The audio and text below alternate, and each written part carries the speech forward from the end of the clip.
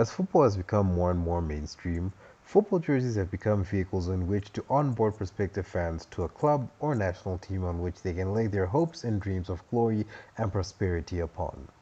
Whilst home jerseys always aim for the most part to stay true to the identities of their respective clubs and countries, away, third, and sometimes even fourth, fifth, and special edition jerseys have a lot more leeway when it comes to experimenting and exploring how different aspects of identity, representation, and meaning with inspirations coming from cultures, traditions, cultural icons, the environment, and many other things. The list is honestly endless, and sometimes brands give us some bangers and other times some clangers, and national teams are not free from this kind of treatment.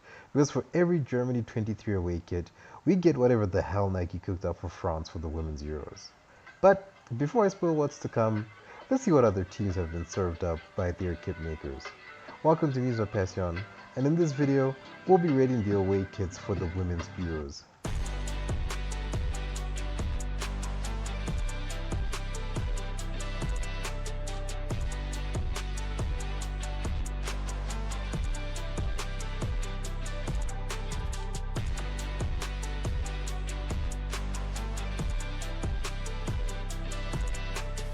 And just like last time, before we begin, this is just a reminder that all opinions and sentiments in this video are purely my own and my own alone. And they're based on my own fashion taste and sense, so if there's anything that you don't agree with, please remember that I'm not the judge, jury, nor executioner when it comes to opinions. If there's a certain jersey that I don't like that you happen to, or vice versa, then it's all good, because we all like and dislike our own things. So with that in mind, let's kick things off with our hosts, Switzerland. Having started strongly in the last video, Puma continued their positive effort with a very nice but subtle away kit for the Euro host Switzerland, which, according to the Leaping Cat itself, is inspired by the Jungfraujoch railway station, which is the highest in all of Europe, but does appear to be more inspired, at least in my opinion, by the typography of the Swiss Alps, which definitely comes out more than the railway station could hope to. Yes, feel free to call me out for the geographical nerd that I am indeed making myself out to be, but I'm just calling it like I see. Color-wise, the choice of blues and white are an exquisite choice by Puma, despite, as expected, the back being completely blank. In spite of that though, 8 out of 10 Puma. Good start. Next up is the first of two Northern Lights inspired jerseys, and Nike honestly put in much more of a concerted effort with the Norway away jersey than they did with the home jersey, at least in my humble opinion. The geometry incorporated into the overall design is also a very cool and inspired take on the natural phenomena, as rather than try to recreate the appearance and shape of the lights, Nike has chosen to give the colors of the lights the focus of attention, and it comes out so well, and giving the logos on the jersey the Northern Lights color effect just makes this jersey go from good to even better. 9 out of 10. The second Northern Lights inspired jersey is made by Puma, and this time for Iceland, and it is far much more on the nose than the previous effort, and honestly, it is a good take, but not particularly one that pulls it off just as well as Nike did with Norway. It's not to say that the shirt itself is ugly or terrible in any way, shape, or form, because it is definitely striking from its incorporation of the Northern Lights stripes to the masterful use of colors with the pastel lavender blending in perfectly with the icy turquoise, with the only thing missing from it being maybe just a bit of green in the center where the other two colors intersect to really pull off that Northern Lights blend. But in the same vein, I'm just nitpicking because it's still a good number nevertheless. 7.5 out of 10 for me. Group A finishes off with another hit from Nike, but this time from Finland. Once again, designed in collaboration with Klaus Hapanimi, the away shirt is pretty much a zoomed-in version of the design contained within the home jersey central stripe of the owl, which represents wisdom in Finnish culture. There's really nothing bad that can be said or critiqued about this fabulous jersey. It's honestly that good and masterfully created, with all the attention to detail and design really showing that a lot of love, care, and attention went into it. A trace of the past, a voice of the future, and a timeless beauty in every sense. 10 out of 10. Adidas' bow in this video is an emphatic one for Group B, as the German brand really let their creativity shine with this away jersey for Spain. Inspired by Cubism, this jersey does a very good job of not only bringing the concept to life, as you can see with the colors towards the left if you're looking at the picture, but it'll be the right if you're wearing it of the jersey. But in also being instantly stylish and memorable, so much so that it should low-key be a crime to have this number be worn on a football pitch. Also, the jugadora at the back of the collar is a nice touch, especially with the cubism design.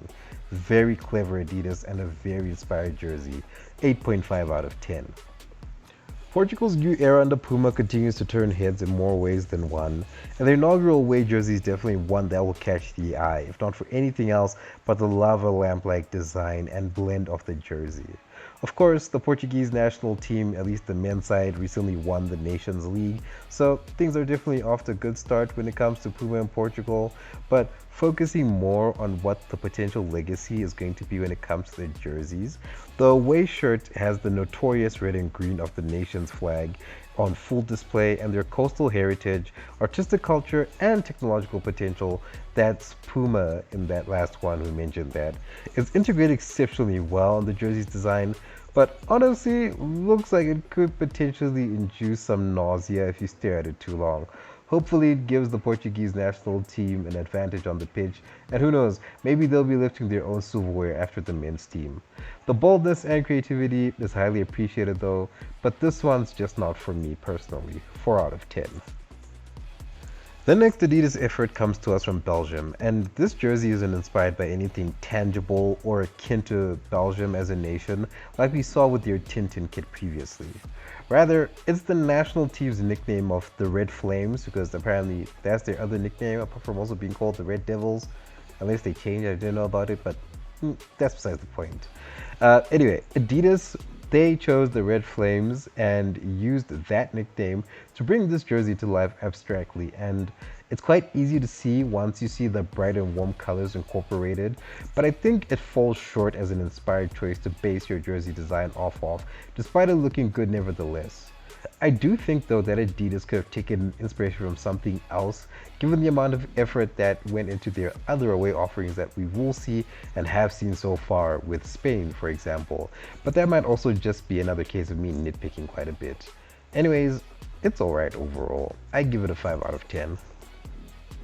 The latest away jersey for Italy made by Adidas is honestly a mixed bag of a number in terms of design inspiration and overall uniqueness. The three stripes say that the jersey is inspired by the Renaissance era, because why wouldn't it be? There's always a lot to glean from that era, of course. But rather than go for something artistic as is commonly associated with said era, Adidas opted for a more natural design that, at least to me, screams more grapevines and basil leaves on your favorite margarita pizza than actual Renaissance art. And I don't know if it's just me, but the design also looks like something that wouldn't be out of place at your local department store, whether it's like a Target, Marks and Spencer, Woolworths, Mr. Price, or wherever you're from. Like, as long as you get the basic idea, especially with the picture that's currently on screen.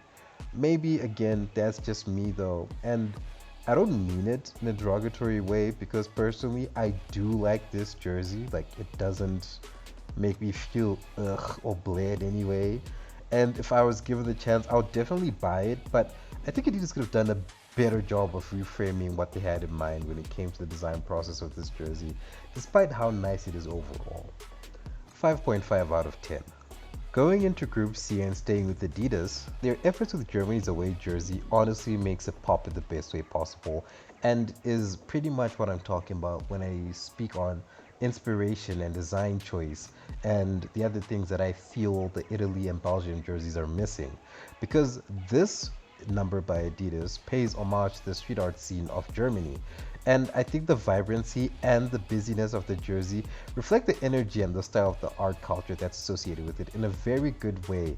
And the other positive is that it isn't too obvious like you'd expect, like with having a graffiti style, something like that, and it does admittedly take a bit of time to get used to looking at, but that's not to say there's anything off about the jersey, and I personally think that it might end up being popular or even a cult classic of a jersey come the end of the Euros. 6.5 out of 10. Having already covered the controversy surrounding Poland's reuse of their 2024 kits for the Euros debut, which you should watch the previous video where I rate the home kits to find out more about if you're unaware or are interested, the away jersey is admittedly a cool and interesting interpretation by the swoosh. The semi-static and 3 tones of red gradient design is quite cool looking in my view and is a bit reminiscent of the old school PlayStation portable music player. If you know, you know. A good effort from Nike despite the controversy. 7 out of 10. Hummel returned for the first and last time in this video with a considerably better effort for the away jersey than their home jersey. Instead of diving all into the fashion side like they did with the home jersey, which I was not a fan of, Hummel's away effort straddles the line more gracefully, and it works out for the better. As a result, because this jersey is as classy as it is current, timeless as it is modern, and the inspiration from the past allows for this simple but sophisticated design to stand out, and even the subtle pinstripe design only helps accentuate this even more. 8 out of 10. Now this is beautiful. Staring at Sweden's away jersey by Adidas is something I would not mind doing all day, if it were possible.